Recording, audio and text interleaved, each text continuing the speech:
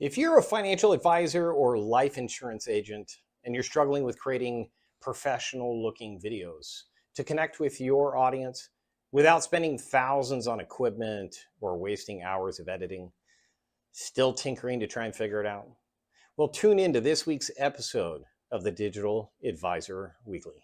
Welcome to the Digital Advisor Weekly broadcast. Looking to boost your business with the latest trends, innovative tech, and must-have resources? Join us to discover how to successfully scale your practice and automate the process. Here to guide you is your host, the dynamic leader of Advisor Marketing Hub and managing partner at American Financial, Rob Souza. Today, I'm going to share with you the ultimate guide to filming professional quality videos using nothing more than your smartphone. Plus, insider tips to simplify your life, including how to use a virtual assistant to help you with all the heavy lifting. Hello, everybody. My name's Rob Souza here, helping you thrive in the digital age. Today, I'm going to break down exactly how you can transform your smartphone into a broadcast powerhouse. From settings to gear, audio quality, and post-production, we've got you covered, so let's get started. So here's the situation. Every financial advisor knows the power of video. It's the best way to build trust, engage your audience, and showcase your expertise. But most advisors think that creating professional quality video requires expensive equipment, technical experience, and hours of editing. But that is simply not true. So here are the stakes. Without showing up online through polished and engaging video content, you're missing out on connecting with your audience in a powerful way. But here's the good news. Your smartphone, along with a few other simple tools and tips, is all you need to create videos that rival professional studios. So let's jump into 6 simple steps that you can take to create professional quality video. Step 1, prepare your setting before you film. So before you hit record, take some time to prepare. Write a short outline message and make sure it's clear and that it's focused, which saves you time during the editing and keeps your audience engaged. You want to avoid as many filler words as possible and get straight to the point.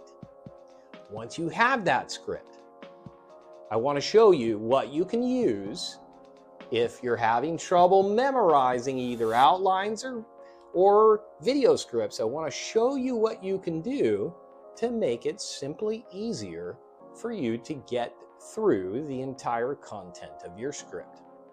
I recorded this a little bit earlier, so let's jump in. So here's what I want to show you. As I was sitting in that chair, I'm going to pan around to using the equipment that I have. Yes, that's a simple iPad, or in this particular case, Surface Pro, a tripod with my smartphone. This happens to be an iPhone, using the back camera, which is a better quality camera. But then as you prepare, you want to make sure you either write yourself an outline or a script. But here's the magic. You also can download free apps like this that actually have your script put into a absolutely free teleprompter, in which you hit play and you can adjust the speed, the size. And now, as you sit down as you're filming, here is my perspective. I can read the teleprompter right at the angle of the lens of the camera so that most people can't tell I'm reading a script. Now, this is all an illusion. You can't get caught up in doing this on a webcam. It's all perspective. As I pull back and make sure that I have a teleprompter at least a foot or two behind the camera, you won't be able to tell that the eyes are panning towards the teleprompter. So perspective is everything and spacing is everything. Make sure that you test it, film it, take a look, and ask yourself, is it convincing?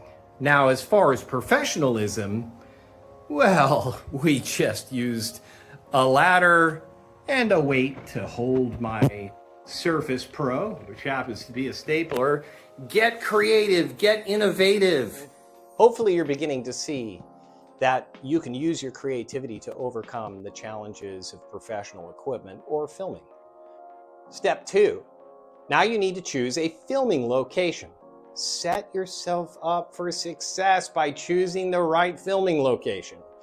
Ideally, choose a spot where you can leave your setup ready to go, and this minimizes procrastination. It makes recording quick and easy because you can walk in and hit record. But if you want to get creative, and now that you know you can use a smartphone, you can move around and try different locations to see which is more interesting, which is convenient, and what do you feel like you can repeat on a consistent basis. Now, when it comes to cameras, you want to use the back camera or the main camera on your phone because it's a much better quality camera than the selfie version. So take a moment, take a tripod, take your smartphone, and try out multiple different locations and see which location seems to be easy and the lighting seems to be simple, the audio seems to be authentic, and choose which is most convenient for you. Let's take a look at what options I had today. This is our conference room, so this would be option number 1. This is inside our broadcast studio and could be option number 2. Here is a possible setup. This is our office lobby after work and maybe a possible option. However, we are in a space that is open and lots of hard surfaces, so you may want to double check your audio before choosing your space. Here's another angle inside of our lobby of our office that I really like the visuals, but I'm not quite confident about the audio. Even though I have a lapel mic on, because we have cement floors, industrial ceilings, and lots of glass, there seems to be echo in the room, which could be solved in post-edit if you have the skill set or can delegate it out to a virtual assistant. Step 3 is about stabilization. It's about framing your camera and putting it in a place that is stable and framing in you in the upper third so that you're getting good shots with quality video. For static shots, I encourage you to use a tripod like I've showed you today, and there are plenty of affordable options. If you want to move around for filming, consider a gimbal, but even a selfie stick or attaching your phone to the end of a tripod, folding the tripod and using that as a selfie stick can also work just as well. It's always better than holding your phone in your hand, and the quality will end up much better. So let's take a look at the different options that you can use to stabilize your phone. For tripods, there's all different types of affordable tripods. This is a $5 tripod you can put on a table or a shelf. Here's a full floor tripod that you can squeeze any smartphone into. And here's a clamp tripod. It's not tripod, but a clamp holder for a phone that you can clamp just about anywhere. Take it off and clamp it just about anywhere, even a ladder, as I almost make it fall. And then, of course, there's all of your other traditional phone holders, and which means you can simply take a phone if you need to and set a phone up onto a ledge if you need to and frame it in so that you can have, just like we show here, there's a chair in the background that you could sit in. All right, so those are the different ideas for using tripods. Don't let it overwhelm you. Choose something simple, be creative. Let's see what you can do. Okay, step 4, improve audio quality. This is probably the most important thing that I can encourage you to do. Audio quality is even more important than the video quality when it comes to engaging with your audience. Avoid using built-in microphones like your phone microphone. Instead, invest just a little bit into an external mic. I personally use, I have it on right now, it's a $20 remote, wireless remote mic that you can plug directly into your iPhone. I'll show you a sample of that in just a moment. And then for filming podcasts, I do use a high quality Shure microphone, and it definitely makes a difference when you're trying to put the emphasis on your audio.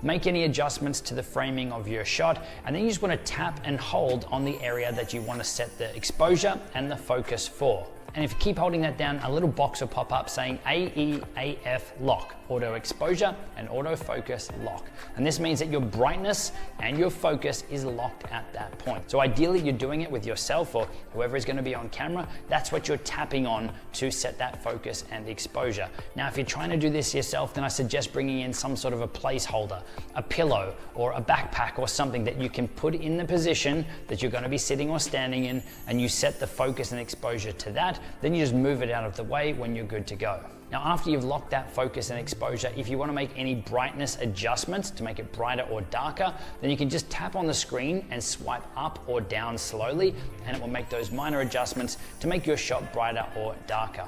Once you let go, that is where your shot will be locked. And the reason you want to do this is so that your phone isn't automatically adjusting, going brighter or darker, or even shifting focus to other things in your shot while you're recording. So this gives you full control, knowing that how you set it, it will stay for the entire length of your video.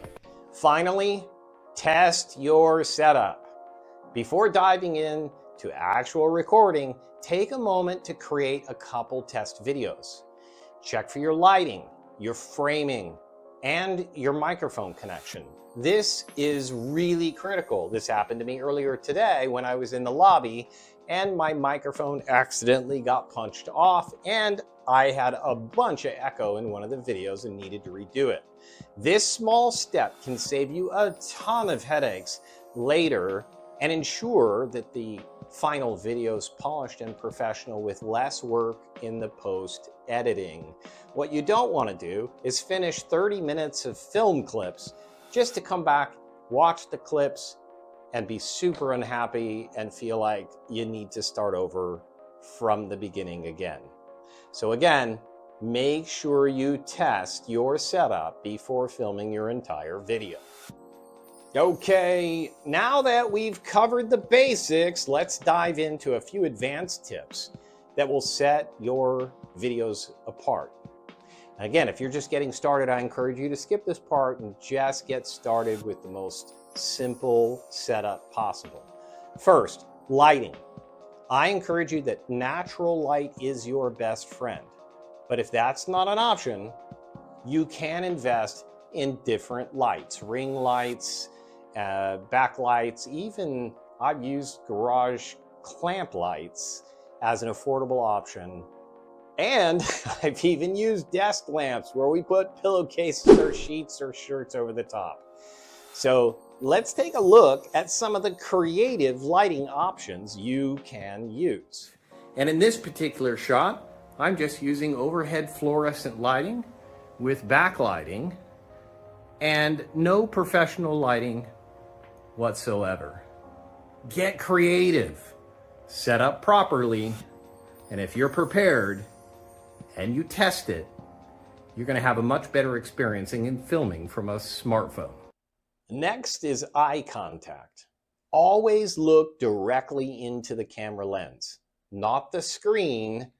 That's why I encourage you to use the main back camera so that you're not looking into your screen. Of course, you need to make sure that you're in the center of the shot, center of the phone. That's why you do the test filming ahead of time to make sure that you are in the center frame, and then pay attention to which side of your phone the actual camera lens is on. If you pay close attention, if I look to the middle of my phone, I'm turning my head and it doesn't quite look like I'm looking in the lens. You want to look to the side of the camera that actually has the lens to it that is filming you during your broadcast. In addition to eye contact, energy, authenticity, and engagement is absolutely valuable to making that connection with your audience. Bring energy to your delivery, which means you have to choose content that you believe in, that you're enthusiastic about, or it's really difficult to get that genuine, authentic emotion behind what you're trying to share with others. You know the difference it makes to people's lives. So make sure that you're tapping in to the passion that you feel about the content you're creating. Next, let's talk about batch recording. Batch recording is when you create segments for your video and then record each segment as a separate video clip that you can then later tie those clips together so that you can focus on a singular issue or singular topic or bullet point and not be overwhelmed or confused about the entire presentation. When you're satisfied with that particular segment clip, then you can go ahead, take a break, study what you're going to say next, hit record, and go ahead and record that next segment. I typically record anywhere from 6 to 12 segments per video, and then I use a virtual assistant to stitch those clips together. So let's address that virtual assistant topic, because I think that the only true way for a financial advisor or life insurance agent to create consistent content on a regular basis that is high quality is to hire a virtual assistant who's trained in video editing and they understand how to make you look good, sound good, tie it all together. Maybe it's captions, slides, video clips that they add to it. But I'm telling you, they can bring a level of professionalism to your video, your broadcasting, even your podcasting that would take you a part-time or a full-time job yourself to try and perfect and do on a regular basis. It's just not sustainable to do all of this on your own, no matter how much you love it, how much you enjoy it. If you're a financial advisor or life insurance agent, you need to be focused on building relationships with prospects so that you can turn them into clients. So hire a professional who can take care of the post-edit process for you. All right, let's do a little recap. Prepare your content and choose a convenient filming location. Stabilize your shots with a tripod or a gimbal. Use an external microphone and like a Shure microphone, the one I'm wearing, I showed you earlier, for superior audio as the highest priority of your filming. Optimize your smartphone settings. Always test your setup before recording. And if you want to save even more time, let a virtual assistant take care of your post-production magic. You would be shocked at the work that they can do for you. So, I just want you for a moment, just imagine the impact of consistent delivery of polished, professional videos that you could deliver to your audience on a regular basis. You'll build trust, you'll establish authority, and you will grow your business. Some of you may do it faster, and some of you, it may take longer, but you can do all of it with using a simple smartphone and a few techniques and maybe a few accessories like a microphone.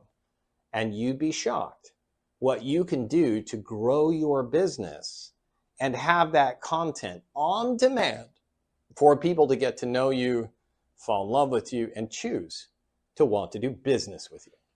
If you found this episode helpful, here's what I'd like you to do. Can you comment below with your favorite tips from today's discussion? I'd love to see all the creative alternative things that people do to create professional video on a budget. There's so many home tricks out there today. What are your favorite products? What are your favorite lights, favorite audio? We'd like you to share all of that. Put links where we can find it and links to your own personal content that you've created. And you can check out our other videos and strategies on digital marketing for financial advisors by checking out all of the other videos below in the description. And if you're ready to elevate your video game, reach out to learn more about how a virtual assistant can help you create flawless, professional content effortlessly. Thanks for tuning in to today's Digital Advisor Weekly. Remember, the key isn't perfection, it's consistency and authenticity. With the right tools and support, you can connect with your audience, grow your business like never before. So until next time, keep thriving, and I'll see you in the digital world.